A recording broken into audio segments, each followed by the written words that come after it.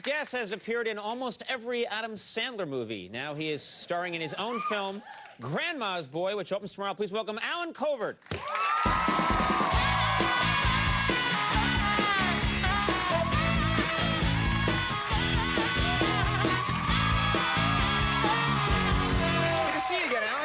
I'm doing all right. This is an interesting story. You are, we're both getting settled here, but you're 41 years old, is that correct? Yeah. And this is your first starring role. Well, yeah. So it's been... there was a play in high school. Right, there was a play in high school, but now this is your first big starring role, so you've been waiting a while to make this move. Yeah, you know, look, I'm a very determined person, but I'm also very, very lazy. Oh, you're lazy, okay. So I was always like, I should write a movie to star in, but hey, Scooby-Doo's on. Yeah, I'm gonna... and then SpongeBob, and then it just it gets rolling, and it's over. Then you're all of a sudden it's Nick at Night, and you're done. That movie's not happening today. Now, this movie is about a guy who lives with his grandmother. I actually have to move in. I get evicted from my apartment, and the only place I can find to live is with my grandmother and her 2 roommates. Okay, now this... You actually wrote this from experience. You lived with your grandmother when you were in your 30s, is that right? Well, for a brief period of time. 8 years tops. Yeah. No, my father had a surgery and needed someone to help him out when he got out of the hospital, so I went down to help him in his very small condominium in Florida, and my 87-year-old grandmother decided she needed to be there as well. Okay. And so it was just weird. It was like I was in my 30s, and I was always sneaking in at night with, how shall I say, red eyes, I guess we'd say. Yeah. And, and you know, I felt like I was in high school, and I was just trying to sneak in the house, and of course, inevitably, she would wake up every single time. Right. And she'd be like, oh, are you hungry? And to which, of course, I'd say, starving. And, I'm really hungry. And so at 2 in the morning, she'd whip up a 3-course meal, and I'd have to sit there and talk to her all night. Right, which isn't, you know, could be a nice experience, I guess. Yeah, she asked crazy questions, though. Like, she'd just sit there and stare at me, and then she'd go, are you gay? I'm like, what are you talking about? How do you even know about that? You're 87. She goes, I have the Sundance Channel. That's how they learn about everything. Yeah. Now, your character in the movie smokes a lot of pot. Is this based on anything that's in the movie? In the movie, it's a character I play. Yeah. No, I used to. You know, back in the day, which, you know, was a long time ago, apparently. Right. But then I stopped for a really long time, and then for some reason, a friend of mine convinced me one night to actually take a hit of pot. Right. So I did, and then he left. And all of a sudden, I was sitting in my apartment alone, and I forgot about one huge thing, the munchies. Right. So I'm just sitting in my apartment, just obsessing, going, must get cookies. You sound like Cookie Monster. Oh, yeah. I was. Yeah. So I go downstairs, I get in my car. This is not safe, don't do this. And 7-Eleven was literally on the corner, but I wasn't going to walk because I was afraid. Right. So I got my car. Come on.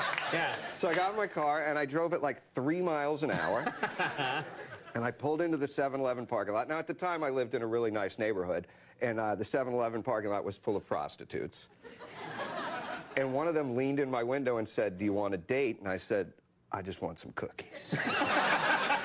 Sounds so cool in that situation. And then she reached in the car and put her hand on my crotch and said, I think you should come with me, baby. And I just was like, why, do you have cookies? I just want cookies. Now, you, of course... We're at the dingus again, somehow. You've worked with Adam a lot, Mr. Adam Sandler a lot. You worked in the film Anger Management. Oh, yeah. And I'm curious, Jack Nicholson in that movie, you must have spent a lot of time with Jack Nicholson. Yeah, that's crazy. What's he like? Literally, I was like 3 months in, and I'd been to his house because we were working on the script, and I'd been to his house, and 3 months in, I would sit on the set and look at people and go, it's Jack Nicholson. Right. But Nicholson, I mean, come on, he's Jack Nicholson. He says things that only he or a pathological liar would ever say. He's like, I was at lunch with Fidel Castro, Stephen Hawking, and the Playmate of the Year. Surprisingly, Stephen brought the Playmate. But with him, it's true. He can do all those things. He's like a superhero. Yeah, you expect him to just come out and do whatever he wants. Now, in this movie, I noticed you're working with a monkey. Now, I've worked with And I've worked with monkeys, yes. First of all, it's a chimpanzee. A chimpanzee, I'm sorry. I don't want to be... Monkeys have tails. Okay. Chimps are great apes. Okay. My apologies to all you apes watching. Right now they're all throwing stuff at the screen. Well, here's a question. I've done sketches. We've shot sketches here where we work with, you know, chimpanzees, and they can be sort of difficult sometimes. Did you like working with a chimpanzee? Yeah, our guy was Harry the chimp, and he was cool. He had one rule. The trainer said, do not mention the word pizza, do not bring pizza near him, do not let him smell or see pizza. Right. And so we were just like, okay, no pizza. Yeah. But he, you know, he was cool. He was like any other actor in Hollywood. Right. Like the improv, we were in the middle of a take one time, and he just reached over and stuck his finger in my mouth. And, you know, it's a crazy comedy, so I just kept going, and then at the end I laughed. I said, I'll let a monkey stick his finger in my mouth, and the trainer was just like, I wouldn't do that. Then I saw why later. A lot of this. Oh, no, not down there again. I've got to clean up this show somehow. You started it. No, and it's my fault. It's all my fault. Now, are you having problems with the movie studio with this film? Well, it's January, and, you know, I wanted the movie to come out in December for Oscar consideration. Right. But the ape wanted it for... I would have liked to have been talking about the same thing as Paul. Hey, you know, except in my case, the chimp probably would have got the SAG award instead of me. Yeah. But no, and the studio said they didn't want to come out in December. They were just worried that we were competing for the same audience as Brokeback Mountain. Right. So. Better to make your... Just wait, let that get out of the way, and then go. You ain't going up there to fish. We have a clip here, but before I show it, has your grandmother seen this movie? No, I didn't even have a premiere because I won't watch it in the same room with her. She's too tough of a critic. Right. The last movie I was in, Longest Yard, I asked her, I go, what'd you think? She goes, it was stupid.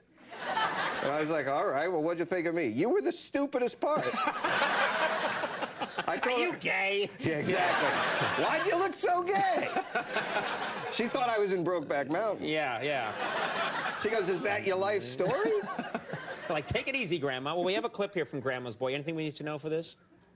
This is when the first night I move into the house, and I meet my grandmother's two roommates, Shirley Jones and the great Shirley Knight. And Doris Roberts is my grandmother. Cool. Let's take a look at this clip from Grandma's Boy. Oh, Grace, you remember my grandson, Alex? Our new roommate. How long you staying? Just till I find a new apartment. Do you have a girlfriend? No. How old are you now? I'll be 36 in October. My grandson's gay, too. I'll give you his number. I'm not gay, but thank you. Denial. She's good. Is she cool? Yeah. I love Shirley Jones. Grandma's Boy opens tomorrow, so check it out. Alan, thanks so much for being here. Good luck to you. Alan Covert. We'll take a break when we come back. Tom Pop is here. We'll see you in a second.